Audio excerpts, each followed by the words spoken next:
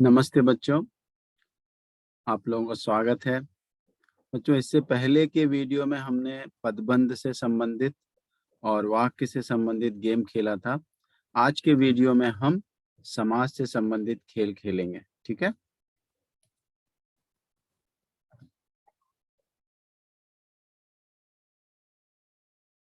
तो बच्चों, हम शुरू करते हैं समास खेल में, ठीक है? तो आप तो जानते हैं समास के बारे में, है ना? देखते हैं आप कितना जानते हैं, ठीक है? तो सबसे पहला प्रश्न है, समास किसे कहते हैं? तो यहाँ पे ऑप्शन देखते हैं हम। 4 ऑप्शन दिए गए हैं, 4 विकल्प हैं। 4 विकल्प में से एक विकल्प सही होगा। तो सारे विकल्प हम ध्यान से पढ़ेंगे। हमारे पास 90 सेकंड हैं और जिसमें से कि 20 सेकंड हो चुके हैं। 2 स्वरों के मेल से नया सार्थक शब्द बनाने की प्रक्रिया को, 2 व्यंजनों के मेल से नए सार्थक शब्द समूह को, नहीं, 2 या 2 से अधिक शब्दों के मेल से नया सार्थक शब्द बनाने की प्रक्रिया को, ये सही है ना? 2 शब्दों के मेल से बने सार्थक शब्द को, ये भी सही है, लेकिन इसमें ये जो जुड़ा हुआ है 2 या 2 से अधिक शब्द, है ना? केवल 2 शब्द नहीं, 2 या 2 से अधिक शब्द जब आपस में आकर मिलते हैं और नया समस्त पद, जिसमें 2 पद होते हैं, बनाते हैं, उसी को हम समास, उस प्रक्रिया को ही हम समास कहते हैं। ये उत्तर होना चाहिए, बिल्कुल सही यही उत्तर है ना? जब 2 या 2 से अधिक शब्द का मेल होता है और नया सार्थक शब्द बनता है, उसे, उस प्रक्रिया को हम क्या कहते हैं? समास, ठीक है? समास के प्रकार आपको मालूम ही होंगे। अव्ययी भाव समास, तत्पुरुष समास, तत्पुरुष समास में कर्मधारय द्विगु, द्वंद्व समास और बहुव्रीहि समास। तो 6 हम समास पढ़ते हैं, है ना? लेकिन 4 प्रकार ही हैं। तत्पुरुष समास में कर्मधारय और द्विगु समास आता है। इस तरह से 4 प्रकार हैं, लेकिन 6 समासों के नाम हमको याद होने चाहिए, ठीक है, परीक्षा की दृष्टि से। अगला प्रश्न हम देखते हैं क्या है। तत्पुरुष में कौन सा पद प्रधान होता है? तो आपको मालूम है कि हर एक सामासिक शब्द में, समस्त पद में 2 पद होते हैं, पहला पद और दूसरा पद, यानी उनके दूसरे नाम क्या है? पूर्व पद और उत्तर पद, ठीक है? तो यहाँ पे तत्पुरुष समास है, जैसे राजकुमार, गंगा स्नान, है ना, शरणागत, ये सभी जो है तत्पुरुष समास के उदाहरण है। इसमें कौन सा पद प्रधान होता है, ये आपको बताना है। तो आप याद रखिए, तत्पुरुष समास में जो है उत्तर पद यानी दूसरा पद प्रधान होता है, प्रथम नहीं होता है, उत्तर पद प्रधान होता है। तो यही आंसर हो गया। नहीं, हम और भी जो ऑप्शन है वो भी पढ़ेंगे। द्वितीय पद, ये भी, तो ये दोनों भी उत्तर हैं, यानी ऑप्शन 2 और 3। तो विकल्प 2 और 3 दोनों भी सही है, ठीक है? इस तरह से जो है हम पूरे ऑप्शन पढ़ के ही उत्तर का चयन करना है। ये नहीं जल्दबाजी में जो आपको जल्दी से दिखा उसको टिक कर दिया। आपके पास पर्याप्त समय है, बहुत अधिक नहीं लेकिन पर्याप्त समय है। आप अच्छे से प्रश्न पढ़िए, समझिए, उसके बाद चारों विकल्प पढ़िए और जो सही विकल्प है उसको टिक कीजिए, ठीक है? तो अव्ययी भाव समास की पहचान क्या है? तो पूर्व पद या प्रथम पद प्रधान होता है। हाँ, आपने पढ़ा होगा, अव्ययी भाव समास में प्रथम पद प्रधान होता है। समस्त पद क्रिया विशेषण का कार्य करता है, ये भी बात सही है ना? अव्ययी भाव समास के जो शब्द होते हैं, है ना, जैसे प्रतिदिन है, यथासंभव है, यथाशीघ्र है, आजन्म है, ये सारे शब्द जो हैं क्रिया विशेषण है, ये भी सही है। समस्त पद लिंग, विभक्ति तथा वचन से मुक्त होते हैं। अवयव के बारे में हम जानते हैं, है ना? क्रिया विशेषण, समुच्चय बोधक अवयव, संबंध बोधक अवयव, विस्मय आदि बोधक, ये सारे अवयव में लिंग, वचन और कारक का कोई भी असर नहीं होता है, ठीक है? ये भी बात सही है। उपयुक्त सभी, ये भी बात सही है। अव्ययी भाव समास के जो सब परिभाषा है या जो उसकी विशेषता, ये तीनों विशेषताएं हैं, तो यही उत्तर होगा। बिल्कुल जल्दी से लगा देते हैं, नहीं तो समय हो जाएगा। और ये बिल्कुल सही जवाब रहा हमारा। अगला प्रश्न है, कर्मधारय समास के दोनों पदों में क्या संबंध होता है? क्या संबंध होता है? जैसे नील गगन है, क्या संबंध है? एक विशेषण है और एक विशेष है, पता है ना। कमल नयन, इसमें क्या संबंध है? एक विशेषण विशेष तो नहीं है, इसमें है उपमान और उपमेय है ना। कमल जो है उपमान है और जो नयन है उपमेय है। जिसकी तुलना की जाती है वो उपमेय होता है, जिससे तुलना की जाती है वो उपमान। ना चंद्रमुखी, तो चंद्र क्या हो गया? उपमान हो गया। मुखी क्या हो गया? मुख जो हो गया वो हो गया उपमेय। तो कर्मधारय समास में इस तरह से होता है। तो देखते हैं उत्तर, संज्ञा सर्वनाम का नहीं, विशेषण विशेष का। बिल्कुल सही, टिक कर दे। नहीं, तीसरा और चौथा ऑप्शन भी पढ़ेंगे। उपमेय उपमान का ये भी सही है, दोनों भी विकल्प सही है, तो यानी हमारा चौथा विकल्प सही होगा। बिल्कुल सही। आगे बढ़ते हैं जल्दी से पांचवें प्रश्न की तरफ। किस समास में दोनों पद प्रधान होते हैं? तो ये इस तरह के प्रश्न आपसे पूछे जा सकते हैं, इसका अध्ययन कीजिए आप लोग। उत्तर पद किसमें प्रधान होता है? तत्पुरुष में। प्रथम पद किसमें प्रधान होता है? अव्ययी भाव में। दोनों पद किसमें प्रधान होते हैं? तो तत्पुरुष में तो नहीं है। कर्मधारय में, कर्मधारय में भी उत्तर पद ही प्रधान होता है। तो क्या द्वंद्व में? बहुव्रीहि में तो कोई भी पद प्रधान नहीं होता, तो यह द्वंद्वी होगा। बिल्कुल सही, दोनों पद प्रधान होते हैं द्वंद्व समास में। जैसे माता पिता, रात दिन, भाई बहन, इनमें जो है दोनों पद की प्रधानता है। ठीक है, अगला प्रश्न, छठा प्रश्न पे चलते हैं हम। छठवा प्रश्न है, जहां समास में प्रयुक्त पदों के अर्थ से भिन्न किसी अन्य तथा विशेष अर्थ की प्रधानता होती है। यानी समास में जो समस्त पद में जो दोनों पद हैं उनका महत्व नहीं रहता, किसी तीसरे की तरफ उसका संकेत होता है। तो ये समास में यानी दोनों पद प्रधान नहीं होते। कौन सा समास है वो? तत्पुरुष में तो हमको पता उत्तर पद प्रधान होता है, अव्ययी में प्रथम पद, द्वंद्व में दोनों पद, बचा बहुव्रीहि, यानी इसमें कोई भी पद प्रधान नहीं होता है। बहुव्रीहि में कोई भी पद प्रधान नहीं होता। जैसे दशानन, 10 है ना, 10 सिर, 10 है और सिर है, तो दोनों का अर्थ जो है दशानन में गायब हो गया, और दशानन यानी हमको पता चलता है रावण, है ना। तीसरा पद किसी और विशेष अर्थ दे रहा है, जैसे पीतांबर, है ना, पीले कपड़े धारण करने वाला विष्णु। तो इस तरह से हम देखते हैं कि किसी तीसरे की ओर इंडिकेट करता है, संकेत देता है। तो दोनों पद की प्रधानता नहीं रहती या प्रधान रहते हैं। इस तरह से हमारा उत्तर बिल्कुल सही है, बहुव्रीहि समास में कोई भी पद प्रधान नहीं होता है। अब कुछ उदाहरण आ रहे हैं आपके सामने। हस्तशिल्प समास विग्रह होगा, तो ये हस्तशिल्प हाथ से किया जाने वाला शिल्प है ना, तो हाथ पर शिल्प तो नहीं है, हाथ का शिल्प भी नहीं है। हस्त से निर्मित शिल्प, बिल्कुल सही। हाथ में शिल्प, ये भी नहीं, ये सही होना चाहिए। बिल्कुल सही आपका उत्तर। तो जल्दी से, भारत केसरी समस्त पद का विग्रह क्या होगा? है ना, भारत का केसरी, भारत पर केसरी, भारत में केसरी, भारत से केसरी। भारत पर केसरी तो हो नहीं सकता, भारत में केसरी नहीं, तो भारत से केसरी ये भी नहीं है, भारत का केसरी। बिल्कुल सही जवाब। देखिए, ठीक है, तो जल्दी से 9वें प्रश्न की तरफ चलते हैं। राजीव नयन, है ना, यहाँ पे देखिए अभी हम बात कर रहे थे कमल नयन, राजीव नयन, तो ये राजीव यानी कमल ही होता है, पंकज को ही राजीव कहते हैं, कमल पंकज, है ना। तो राजीव नयन, तो किस इसका जो है आप विग्रह करना है, इसमें समास का नाम नहीं बताना, विग्रह करना है। तो राजीव है जो नयन, ठीक है, राजीव के नयन नहीं है ना, राजीव और नयन ये भी गलत है, राजीव के लिए नयन ये भी नहीं, ये सही है, राजीव है जो नयन, ना कमल के समान है जो नयन, वही है राजीव नयन, बिल्कुल सही। कर्मधारय समास है ये, है ना। चतुर्भुज समस्त पद विग्रह क्या होगा? तो इसका विग्रह करना है, चारों भुजाएं, चारों की भुजाएं, चार और भुजाएं, चार भुजाएं हैं जिसकी, अर्थात भगवान, भगवान की चार भुजाएं होती है ना, ठीक है, या विष्णु, ये वाला उत्तर ज्यादा सही है। विष्णु को या भगवान जो हैं, सारे भगवान उनकी चार भुजाएं होती हैं। तो इस तरह से हमारा ये उत्तर सही है। यथा संभव, मैंने कहा था ये जो है अव्ययी भाव समास का उदाहरण है, लेकिन इसका विग्रह करना है। यथा के लिए संभव नहीं, संभव के अनुसार ये भी नहीं, जहां तक संभव हो, बिल्कुल सही। संभव के लिए यथा, ये बिल्कुल गलत है। तो जहां तक संभव हो, यथा संभव, जहां तक संभव हो। ठीक है, जल्दी जल्दी हम आगे बढ़ेंगे।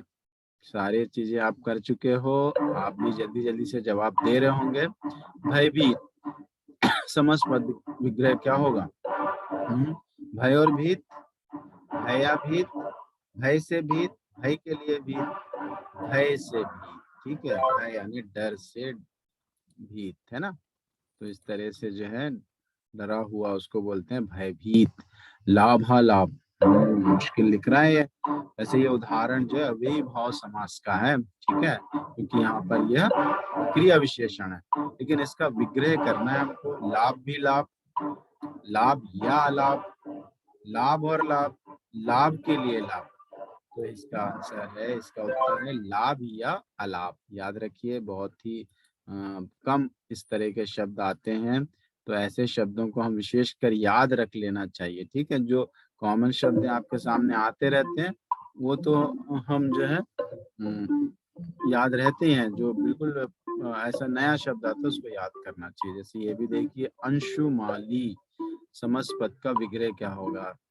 तो सूरज है ना, किरणों की माला वाला सूर्य, है ना। अंशु की माला, अंशुओं का समाहार, अंशु के समान माला, ये ज्यादा सही उत्तर है। अंशु यानी तक किरण, रेस की माला वाला सूर्य। ठीक है, तो बिल्कुल सही हो गया ये। अंशुमाला, चंद्रमुख, इसके बारे में भी हम बात कर रहे थे। विग्रह करना है ना।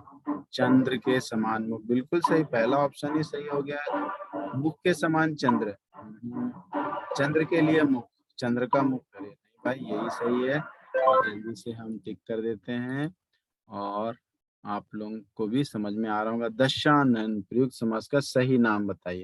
ये तो हमको पता ही है ना। दशानन, ऐसे जो 10 सिर वाला कौन है? रावण। यहाँ पे 10 का और आनंद का महत्व नहीं है, अप्रधान है ना। कि किसी तीसरे पद की ओर संकेत कर रहा है, तो कौन सा समास होता है वो? गंध तत्पुरुष द्विगु या बहुब्री। यस, बहुब्री समास होता है, समास, है ना। दशानन जो है बहुब्री समास का उदाहरण है। ठीक है, प्रतिदिन प्रयुक्त समास का सही नाम बताइए। प्रतिदिन, ये तो क्रिया विशेषण है। प्रतिदिन तो क्रिया विशेषण है, प्रति अव्यय है और प्रधान है। ठीक है, तो यहाँ पे कौन सा समास होगा? प्रथम पद प्रधान हो और पूरा समस्त पद अव्यय हो, यानी क्रिया विशेषण हो। वो तो परिभाषा अव्ययी भाव समास की है। बिल्कुल सही जवाब, है ना।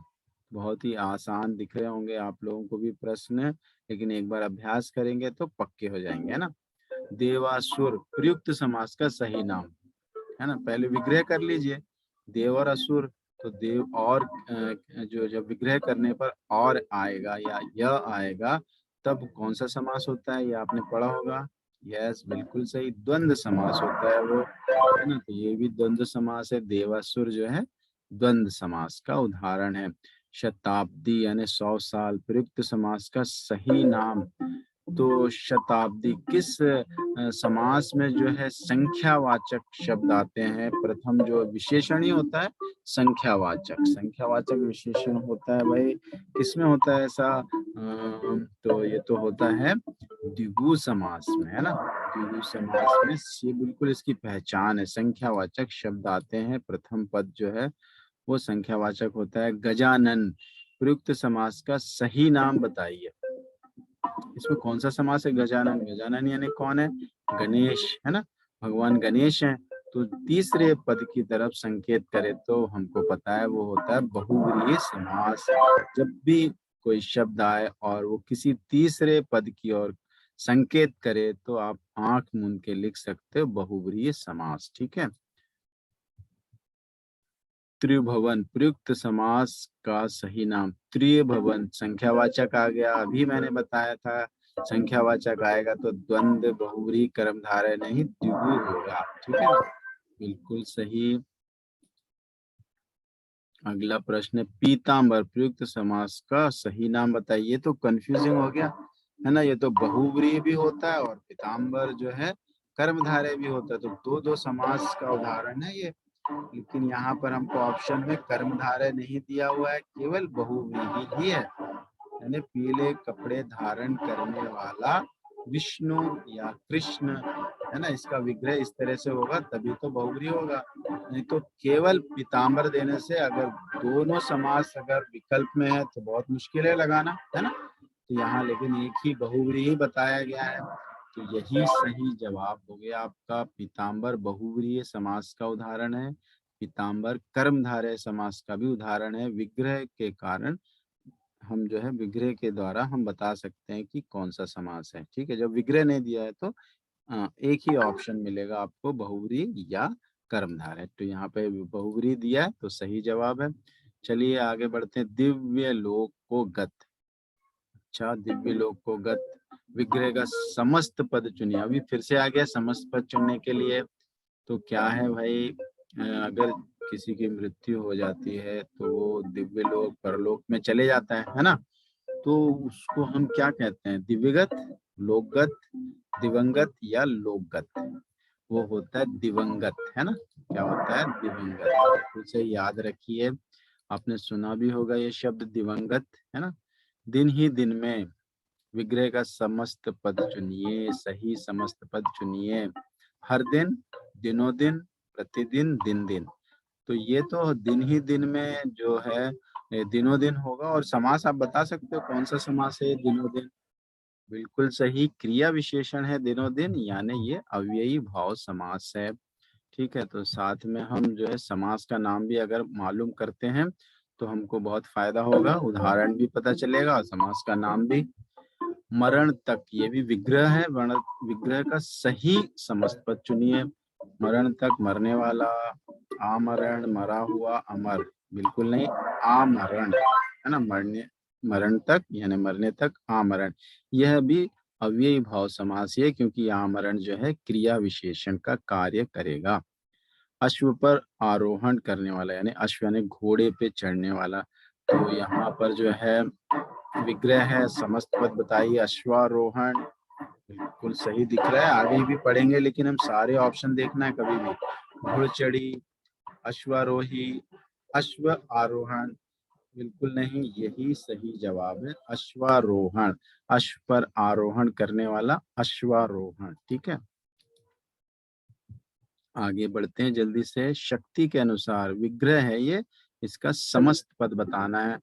और समस्त पद क्या होगा, शक्ति अनुसार नहीं, यथाशक्ति, शक्तिशाली, शक्तिसार, ये होना चाहिए। ठीक है, यथाशक्ति, यस, शक्ति के अनुसार। कौन सा समास है ये, यथा, आ, प, ऐसे, प्रति, ऐसे अगर आपको अव्यय दिख जाते हैं, अव्यय है यथा, अ, प्रति, ये अव्यय अगर आपको दिखते हैं तो आंख मूंद कर आप अव्ययी भाव समास बता सकते हैं। यथाशक्ति एक क्रिया विशेषण ही है, अगर आपको समझ में नहीं आ रहा है क्रिया विशेषण, यथा देखकर भी आप बता सकते हैं अव्ययी भाव समास। घन के समान श्याम है जो कृष्ण, ये तो विग्रह का सही समस्त पद चुनिए। तो ये तो बहुत ही आसान है ना। क्या कहते हैं कृष्ण भगवान को, श्याम घन, घन, घन समान, घनश्याम या घनाश्रमान। देखिए यहाँ स्पेलिंग में डिफरेंस है बस, है ना। तो ध्यान से लगाना पड़ेगा, ये सही है लगा मुझे स्पेलिंग। घनश्याम, बिल्कुल सही, घनश्याम, है ना। घन के समान श्याम, श्याम यानी होता है काला, घन यानी होता है बादल, क्लाउड, है ना। तो कृष्ण भगवान को हम घनश्याम कहते हैं। देखिए घनश्याम तीसरे अ, पद की ओर संकेत कर रहा है, यानी कौन सा समास है बताइए। यस, ये कौन सा समास है, बहुब्रीहि समास है। 29वां प्रश्न अब हल करेंगे हम जल्दी से। कर्मधारय समास का उदाहरण चुनिए। ठीक है, उसमें विशेषण विशेष होना चाहिए या फिर उपमेय उपमान होना चाहिए। अधर्म ये तो नहीं है, ये अव्ययी भाव है। पुरुषोत्तम ये हो सकता है ना। अगर त्रिफला ये भी नहीं है, सुख दुख ये भी नहीं, यानी पुरुषोत्तम, पुरुषों में उत्तम, है ना।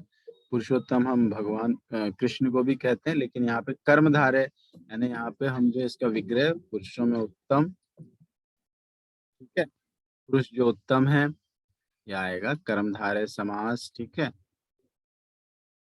अव्ययी भाव समास का उदाहरण। ये बहुत ही आसान है, जैसे मैंने बताया आपको, प्रतिदिन, यथा, है ना। और इसमें देखते हैं क्या है, ये है नहीं है। यक्षशाला, यज्ञशाला, ये तो तत्पुरुष है। चक्रधर, है ना, चक्र धारण करने वाला, ये तो अपना बहुव्रीहि है। बेखटके, अरे ये तो क्रिया विशेषण आ गया है ना, तो ये क्या हो गया, यही आंसर होना चाहिए फिर। यस, बेखटके जो है क्रिया विशेषण का काम कर रहा है यहाँ पर।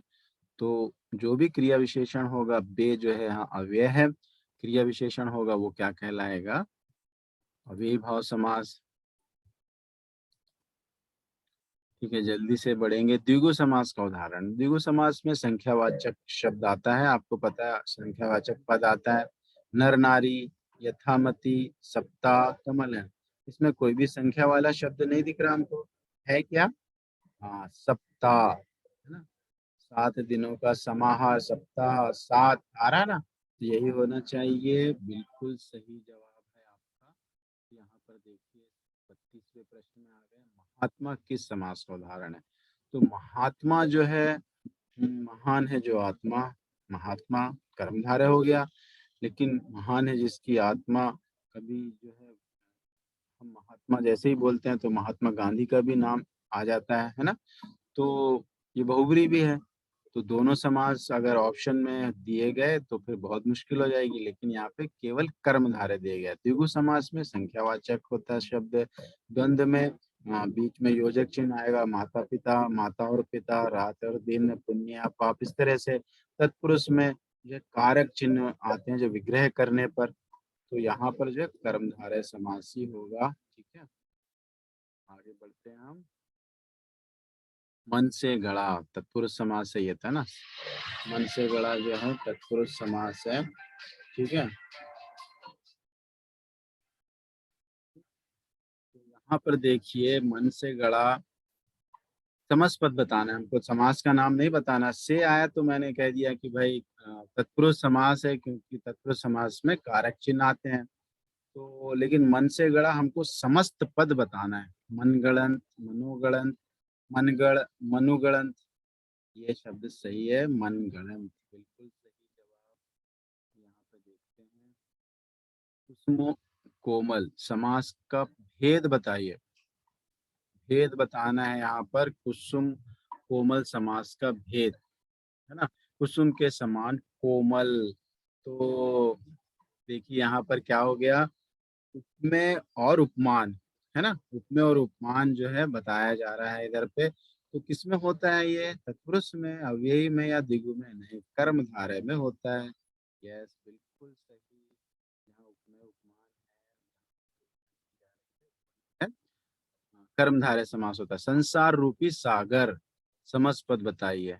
देखते हैं, संसार सागर, संसारो सागर, ये कोई शब्द नहीं है। संसारा सागर, संसार सागर, ये ज्यादा सही दिख रहा है हमको। यस, यही सही है। तो इस तरीके से हम स्पेलिंग पे भी ध्यान देना है। ठीक है, ईसा पूर्व का समास विग्रह क्या होगा, ईसा से पूर्व, ईसा का पूर्व, ईसा के लिए पूर्व, ईसा में पूर्व, बिल्कुल सही, ये वाला होना चाहिए। यस, ईसा से पूर्व, ईसा पूर्व का विग्रह जो है ईसा से पूर्व होगा। ठीक है, आगे बढ़ते हैं हम। 37वें प्रश्न, वचनामृत समास का नाम बताइए, है ना। वचन जो है अमृत के समान है, तो भाई यहाँ पे जो है कौन सा समास होना चाहिए, तत्पुरुष समास, या अव्ययी भाव, या बहुव्रीहि। बहुव्रीहि तो बिल्कुल नहीं है, तत्पुरुष भी नहीं है, अव्ययी भाव समास है, तो क्रिया विशेषण नहीं है, तो कर्मधारय होना चाहिए। बिल्कुल सही, वचनामृत जो है बिल्कुल कर्मधारय है। पंजाब समास का नाम बताइए। पंजाब जो है, इसमें क्या आ रहा है, इसमें 5 आ रहा है ना, जहाज यानी नदी होता है, एक शब्द है, तो 5 नदियां का समाहार किसमें होता है ये? यस, नाम संख्या आ रहा है, यानी वो क्या हो गया, द्विगु समास हो गया। बिल्कुल सही है जवाब आपका। और यहाँ पे देखिए, यश को प्राप्त, समस्त पद बताना है यहाँ पर। तो यश प्राप्त, यशो प्राप्त, यश प्राप्ति, यश प्राप्ति, ये ज्यादा सही दिख रहा है। तो बिल्कुल यश को प्राप्त जो है यश प्राप्त, है ना, बिल्कुल सही। अगला आखिरी प्रश्न है, रणवीर समास का नाम बताइए, है ना। तो यहाँ पर रण का वीर, तो ये कारक चिन्ह किस में आते हैं, द्विगु में, द्वंद्व में या अव्ययी भाव समास में, ये आते हैं तत्पुरुष समास में। तो कारक चिन्ह जो है किस में आते हैं, तत्पुरुष समास में। अगर विग्रह करते हैं रणवीर का, रण का वीर, तो उसमें जो है तत्पुरुष समास होगा, ठीक है।